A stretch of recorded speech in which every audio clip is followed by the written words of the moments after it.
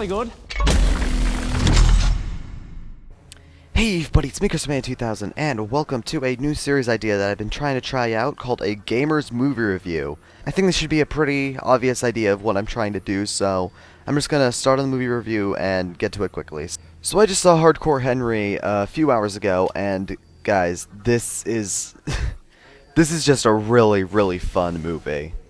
Hardcore Henry is a first-person action movie where you basically wake up as some kind of cyborg person with your wife who recently got kidnapped, and basically the entire movie is just a rampage through a company of you trying to get back your wife.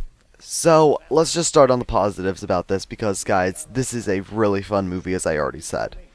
I think it's kind of impossible to go into this movie without looking at the first-person camera angle, and that's pretty much what everyone's going to be talking about when they're going into this movie, so let me talk about the positives of it, let me talk about the negatives of it. A lot of people are comparing Hardcore Henry to basically the closest thing we'll get to a good video game movie. And that is certainly true in some aspects. There are some moments in this movie that you can tell are kind of like a video game. However, for about half the movie, I didn't feel like I was in a video game, which definitely was a plus for me. I did not expect it to be such a good cinematic experience rather than just keep comparing it to first-person video games like Far Cry. However, it did a fantastic job at delivering a video game-esque movie that can still be enjoyed even if you're not a huge fan of video games. First off, I do think overall that the first-person camera angle does work. I was personally extremely engaged, and even though when you get to the later half of the movie, you kind of get used to the gimmick, I was still engaged till the very end, and that's because the action of the movie escalated, instead of just using the camera angle to escalate the action. The camera angle does, however, make the action extremely engaging. There are some scenes where you only know as much information as Henry does, and it makes the action that much more terrifying because you never know where the bad guy with the gun can be. This is especially obvious near the opening of the movie, but once you get near the later half, it just becomes a full, ridiculous... I don't even know what words to describe it. It just becomes full-blown, over-the-top ridiculousness. First-person camera angle also leads to some very brilliant ways of using the cinematography, with small details being able to be seen throughout the entire movie. I don't want to mention too many of them now because I want to keep this a spoiler-free review, but if you guys see the movie, I maybe will want to do a spoiler review of it. I may possibly do it if you guys like this, but the camera angle is used absolutely brilliant in ways I did not really expect. The movie sets some certain rules about both the camera angle and the world you're in, and it uses that camera angle to the best of its ability. Like I said, there's not too much I can say without spoiling the movie, so I'll just move on. What else positive does this movie have? Well, personality. This movie has a lot of personality. Basically, every single action scene is an extremely bloody gore fest with rock music playing in the background.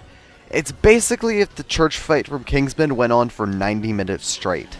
That's almost the only way I can explain this movie's action. And speaking of the movie's action, holy crap is it ridiculous. The action constantly escalates throughout the entire movie, and the movie rarely slows down. This might be the most fast-paced movie I've seen in my entire life. The entire movie is only about 90 minutes, but probably about 60 of those minutes are all dedicated to action.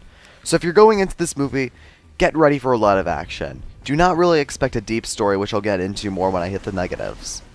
The movie just has so much personality seen throughout everywhere, from just the action scenes to how much detail goes into everything, like I already said. And the action is really violent.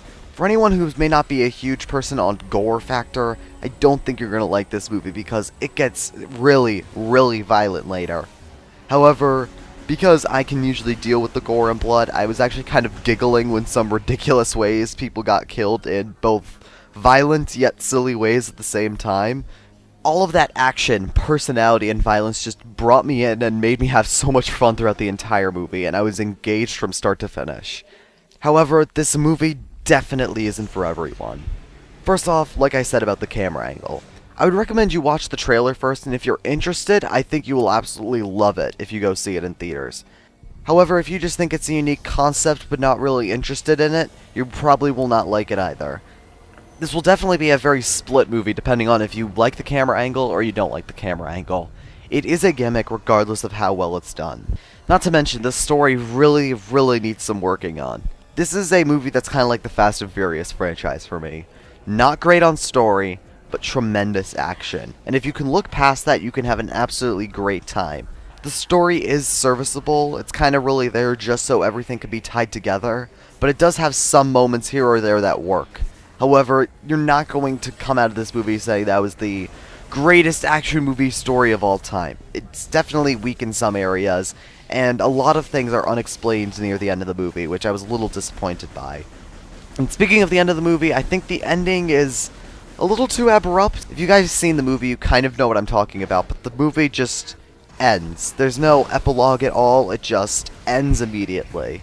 It's not necessarily a negative, because it definitely contributes to the movie's personality, but I just felt it needed a little something extra there than just how quickly they end it.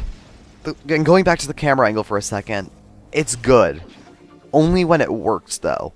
There are some scenes where the camera angle just doesn't work. There's a foot chase that happens in the first third of the movie, and there's a lot of shaky cam.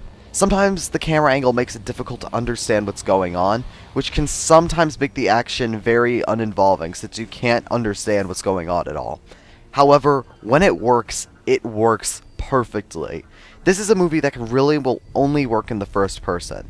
There are some scenes that I can't even imagine how you would possibly do it in third person. I think that's what makes this movie so darn brilliant at points.